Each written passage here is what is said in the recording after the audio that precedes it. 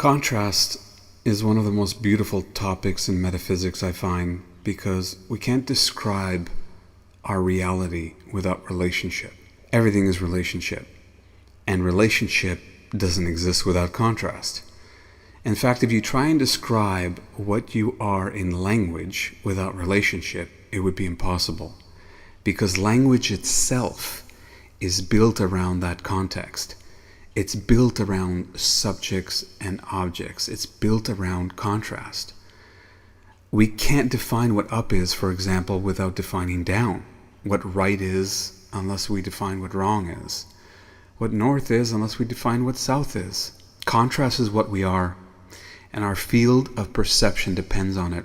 Time depends on it. Without contrast, there is no time, because time is based on a fractal of another. It's how we create density, separation of what we are, and then counting it. So it creates a clock of regularity or consistency and pattern. It's how a cell divides. It's how all matter as we know it is created, seemingly out of nothing, yet always coming from something. And time can be whatever the consciousness of the being, the planet, the solar system has agreed it will be. It's constantly assembling bits of data. And every bit of data that enters our field of being is based on our perception. When I say field of being or awareness, I'm referring to the DNA field created by you, functioning because of you. Among the many geometrical patterns, usually circles, that consist of your DNA are transceivers, so receivers and transmitters simultaneously, and they broadcast a field. Now, there are many names used to describe this field, whether it be auras or toroidal fields or Merkaba and many others. It's all essentially referring to the same energy through different explanations depending on the interpretation of layers. When data enters this field, it changes the input-output signal and gives you practically any experience you can imagine, whether pleasurable, miserable, or neutral. But you define it. Nobody defines it for you, and there lies the discrepancy between the thousands of different perceptions we can experience.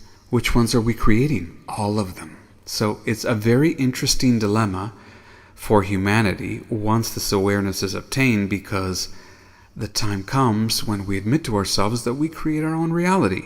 And based on that, we make certain suppositions of what we are creating. Some struggle with the concept that they are creating darkness, yet contractions within darkness and the cycles of darkness are as relevant as creating the cycles of light and expansion. You don't get one without the other, regardless of how you perceive each of those extremes. So when less pleasurable experiences come through, we sometimes get confused as to why we are engaged with these experiences, especially if we perceive them as negative.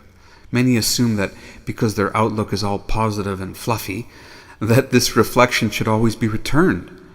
And it doesn't always work that way, because reality is cycles of contraction and expansion.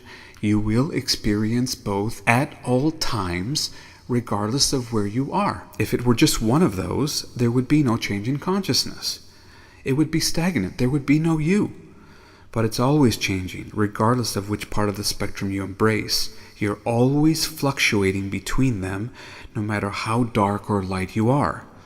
It's the interpretation of what darkness and light are that is changing, not darkness or light itself.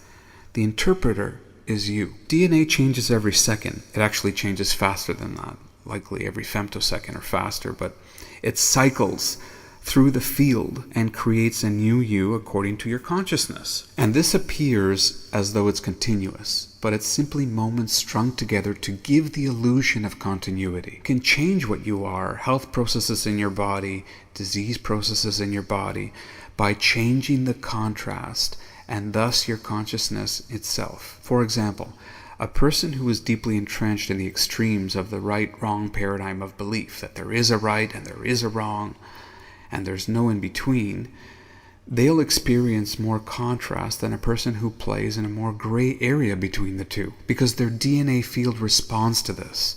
It enters cellular programming, and then the coding of the physical takes place. Cancer, for example, operates really well in the right and wrong paradigm of belief, and its purpose for being in the body is to teach. And the reason that so many people have cancer today is because of this transition of the right and wrong paradigm of belief. It doesn't mean we won't be in the two extremes. It's about a recognition and observation that there's something else besides the extremes. If you are a type of person that always adopts a mentality of being right or wrong, your cells will follow suit according to that paradigm of belief.